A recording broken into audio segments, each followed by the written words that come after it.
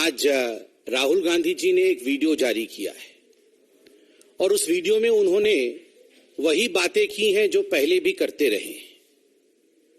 संघ के विषय में, भारतीय जनता पार्टी के विषय में और देश को गुमराह करने की कोशिश, यही राहुल गांधी जी की कोशिश पहले भी रही है और आज भी यह गुमराह करने वाली कोशिश जारी है।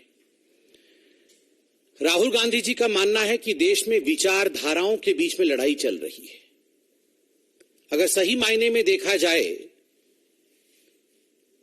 तो देश में विचारधाराओं की लड़ाई नहीं चल रही है। एक और विकास धारा है और दूसरी ओर परिवार की धारा है।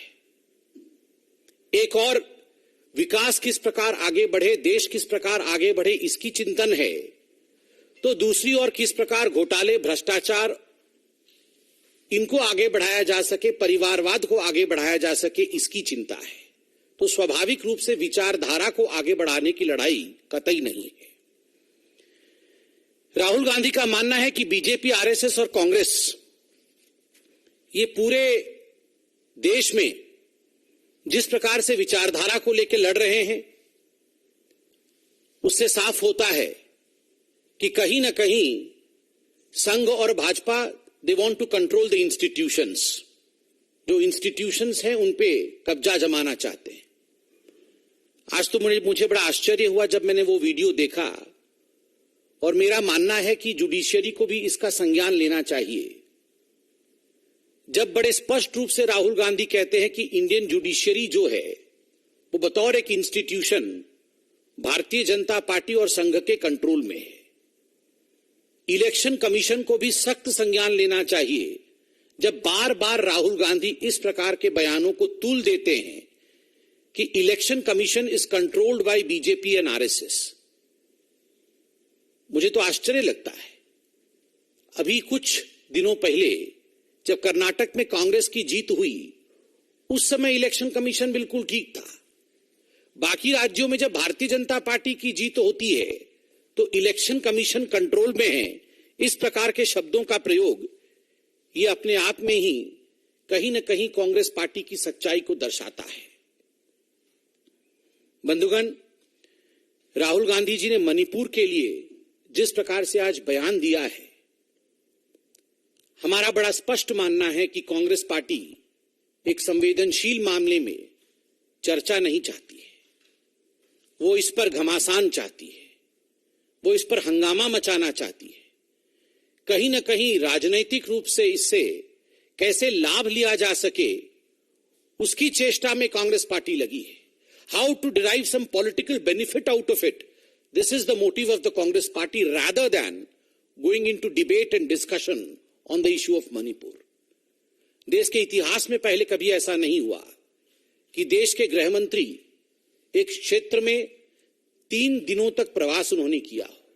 पूरे विषय को समझने के पश्चात जब पार्लियामेंट के सेशन में माननीय गृह मंत्री जी ने स्पष्ट रूप से खड़गे साहब को चिट्ठी लिखकर सिलसिलेवार तरीके से समझाया कि किन बिंदुओं पर चर्चा होनी चाहिए, कैसी चर्चा होनी चाहिए पार्लियामेंट में, और भारतीय जनता पार्टी मणिपुर को लेकर हर विषय पर चर्चा के लिए सदन के पटल पर तैयार है, लोकतंत्र के मंदिर में तैयार है, मगर उसके बावजूद चर्चा नहीं होने देना, despite this call for discussion, not allowing any kind of discussion on Manipur on the floor of parliament, only projects the fact that Congress and certain political parties in this country want to derive political benefit and political dividend rather than trying to give a healing touch. एक solution और चर्चा के माध्यम से शांति बहाली, यह कोशिश राहुल गांधी जी की नहीं है, यह कोशिश कांग्रेस की नहीं है। मोहब्बत की दुकान के बारे में केवल बोलते हैं। मोहब्बत की दुकान वास्तविक रूप में यह उनका ईमान नहीं है। बंधुगण, नाम में इंडिया क्या डाल दिया है, राहुल गांधी जी को ऐसा लग रहा है कि चुनाव ही जीत गए हैं। नाम से नहीं, काम से होता है। काम चोरी का, नाम इंडिया तो सोच रहे हैं कि कमाल हो जाएगा। काम घोटाले का, नाम इंडिया रख दिया है तो सोच रहे हैं कि लोग गुमराह हो जाएंगे। काम भ्रष्टाचार का और नाम इंडिया रख दिया है तो सोच रहे हैं कि 2024 का चुनाव जीत जाएंगे। अभी भी देश के जहन में 2G स्पेक्ट्रम घोटाला, CWG, कोल घोटाला, ये सारे घोटाले अभी भी लोगों के जहन में साफ तरह से अंकित है। लोग इन घोटालों को इंडिया के साथ पर्यायवाची नहीं मानते हैं। और माननीय प्रधानमंत्री जी ने बिल्कुल स्पष्ट रूप से कहा, गुमराह करने के उद्देश्य से ईस्ट इंडिया कंपनी ने अपने नाम में इंडिया रखा ताकि लोगों को यह भ्रम लगे, लोगों में यह भ्रम हो जाए कि मानो ईस्ट इंडिया कंपनी इंडिया के लिए काम कर रही है, भारतवर्ष के लिए काम कर रही है, मगर वो सच्चाई नहीं थी। वो लूटने के काम में व्यस्त थी। ईस्ट इंडिया कंपनी लूट रही थी। ठीक उसी प्रकार popular front of India, PFI, बड़ा पॉपुलर होगा और इंडिया के लिए मानो जान दे देगी, जान ले रही थी। हाथ काट रहे थे प्रोफेसर के, ये जान बचाने की काम नहीं कर रही थी। उसमें इंडिया था। उसका अर्थ ये नहीं है कि लोग भ्रमित हो जाएंगे। सिमी जैसे आतंकी संगठन में भी गुमराह करने के उद्देश्य से इंडिया नाम को डाला गया है। इंडिया नाम के डालने से लोग गुमराह हो जाएंगे, ऐसा नहीं है। बड़ा आश्चर्य का विषय है, राहुल गांधी जी की इमैच्योरिटी देखिए, अपरिपक्वता देखिए। इतने वर्षों तक जिस प्रकार का काम उन्होंने किया है, जनता वह काम देखेगी या अभी उन्होंने इंडिया जोड़ के जो नाम दिया है उस नाम को देखेगी? बंधुगण, अंग्रेजों ने भी यही किया था। A.O. ह्यूम को ला करके इंडियन नेशनल कांग्रेस पार्टी के नाम में इंडियन नेशनल कांग्रेस जोड़ करके अंग्रेजों ने एक पार्टी बनाई थी। उनको लगता था कि भारत के लोगों को लगेगा मानो अंग्रेज हमारे हैं और इंडिया का नाम लगाया है तो इंडिया के लिए काम करेंगे। जिस प्रकार की प्रताड़ना, जिस प्रकार की लूट अंग्रेजों ने की थी वो हम सब ने देखा था। इसलिए नाम के परिवर्तन से काम में परिवर्तन आएगा। हिंदुस्तान की जनता इससे गुमराह नहीं होने वाली है। बंधुगण, कभी कभी तो मैं भी सोचता हूं कि अगर नाम में ही सब कुछ रखा होता तो राम मंदिर बनाने की आवश्यकता क्यों होती? सीताराम येचुरी जी जो थे, उसमें मां सीता के नाम का भी वर्णन है, राम भी है। तो क्या सीताराम येचुरी जी के नाम रहने से हम उनकी वंदन शुरू कर देंगे, हम उनकी पूजन शुरू कर देंगे? नाम से नहीं, काम से। इसलिए काम महत्वपूर्ण है। और आज पूरे विश्व में आप देख लीजिए, पूरे विश्व के जितने भी राष्ट्राध्यक्ष हैं आज मोदी जी के गले लग रहे हैं, मोदी जी को मान रहे हैं, मोदी जी को ससम्मान रिसीव कर रहे हैं। और जो हाईएस्ट सिविलियन अवार्ड है वो मोदी जी को और भारतीयों को दिया जा रहा है। क्यों दिया जा रहा है? भारत के प्रति, हमारे सरकार के प्रति, मोदी जी के प्रति ये सम्मान की भावना इसलिए है क्योंकि जितने भी विदेशी देश हैं इनको पता है, इन राष्ट्राध्यक्षों को पता है कि 24 के चुनाव में आएगा तो मोदी ही। उनको पता है संबंध ठीक रखना है ताकि भविष्य में इन्वेस्टमेंट और देश के साथ जो बिजनेस होने वाला है वो इन्हीं के माध्यम से होगा। और भारत विश्व में एक ताकत के रूप में उभर रहा है। इसी कारण से केवल मोदी जी नहीं, मोदी जी के माध्यम से 135 करोड़ भारतीयों की सम्मान की बात आज तमाम देश, चाहे वो इंग्लैंड हो, चाहे वो अमेरिका हो, वो कर रहे हैं। बंधुगण, ये लड़ाई साधारण नहीं है। हमारी लड़ाई नाम से नहीं है, हमारी लड़ाई उन लोगों से है जो भारत को राष्ट्र नहीं मानते।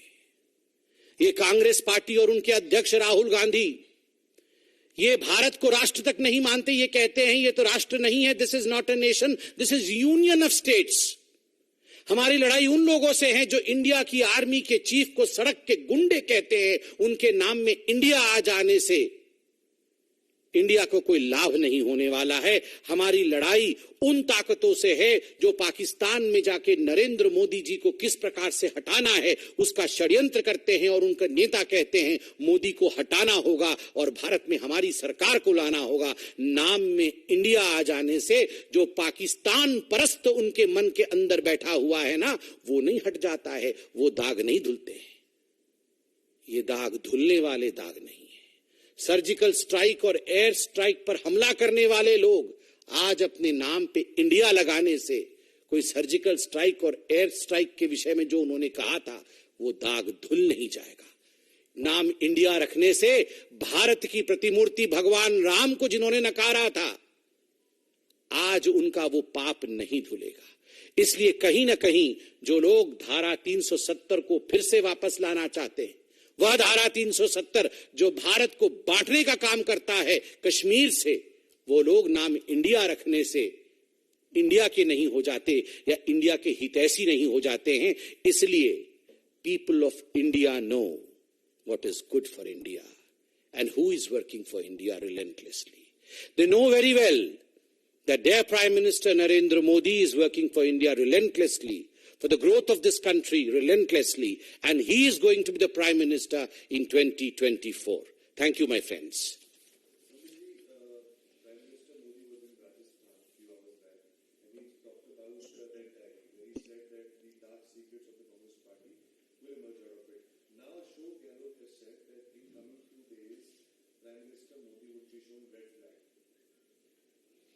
देखिए, जहां तक कांग्रेस पार्टी और रेड डायरी का संबंध है, आज राहुल गांधी जी ने भी अपने वीडियो में कहा है कि कहीं न कहीं भारतीय जनता पार्टी और संघ जो है वो देश के विचारधारा के साथ और उनके विचारधारा के साथ लड़ रही है। अगर सही मायने में कहीं लड़ाई हो रही है, वो तो कांग्रेस के अंदर ही लड़ाई हो रही है। आप देख लीजिए, आज इस लाल डायरी को लेकर जिस प्रकार से कांग्रेस के अंदर फूट पड़ी हुई है, तो स्वाभाविक रूप से जो आज माननीय प्रधानमंत्री जी ने कहा है, ये कहीं ना कहीं कांग्रेस के अंदर बौखलाहट उत्पन्न करता है और इसी कारण से लाल झंडे दिखाने की बात गहलोत जी राजस्थान में कर रहे हैं। लाल झंडा तो राजस्थान की जनता ने गहलोत सरकार और कांग्रेस की सरकार को दिखाने का काम आरंभ किया है।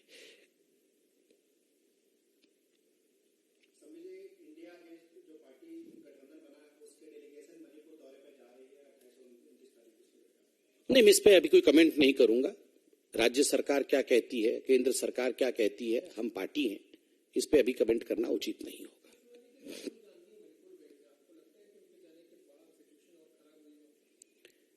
देखिए, as far as Manipur is concern, अभी पार्लियामेंट चल रहा है और स्वाभाविक रूप से आप सभी ने देखा है, माननीय गृह मंत्री जी ने पार्लियामेंट के पटल पर कहा है कि हम सब और सरकार मणिपुर पे वृहद चर्चा करने के लिए, हर विषय पर चर्चा करने के लिए तैयार है। ऐसे में मैं पार्टी के पटल पर से कुछ कहूं, ये उचित नहीं होगा।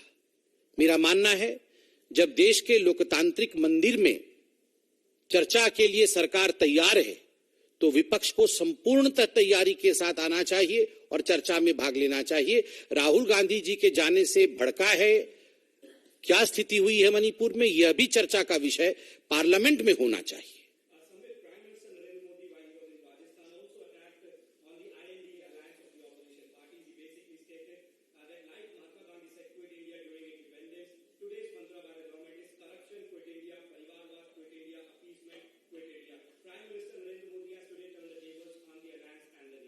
See, as far as Prime Minister's statement on the so-called alliance of the opposition party, which has named themselves as India, is concerned, he has been absolutely apt in hitting them. And remember, more than his words, his performance has hit them. His performance of growth, his performance of development, his performance of bringing India into the world arena has transformed the position of India in such a manner that the opposition, and particularly the Congress party, was left with no other option but to just run after names. While we are playing with development, we are in fact furthering development, they're playing with names. It is not names, it is work which matters. And I believe the Prime Minister has aptly put it. Thank you so much.